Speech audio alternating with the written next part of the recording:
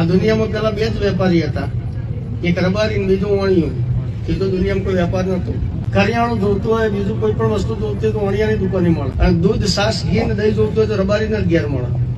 વણિયાને ઘીની જરૂર પડી મેલાભાઈ.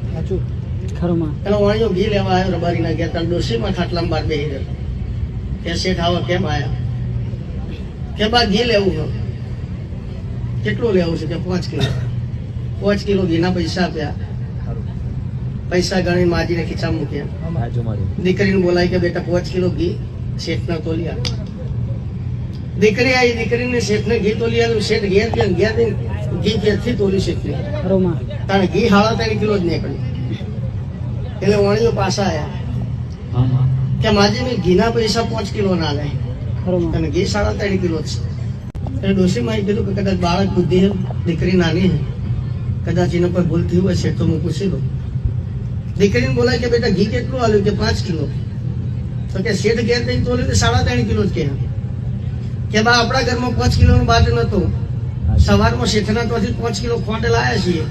ખોંડ એક બાજુ મેલી ને એક બાજુ ઘી તોલ્યું. એટલે તમે જો કદાચ કોકને ખોંડમાં છેતરશો તો ભગવાન જીવમાં છેતરાવાનો રહે નહીં. હિસાબ હોય ના હોય અચ્છા નહીં. આ દુનિયા પેલી દુનિયા આ ભાવ ને પેલો ભાવ હોય નહીં, બધું હોય ના હોય અચ્છા.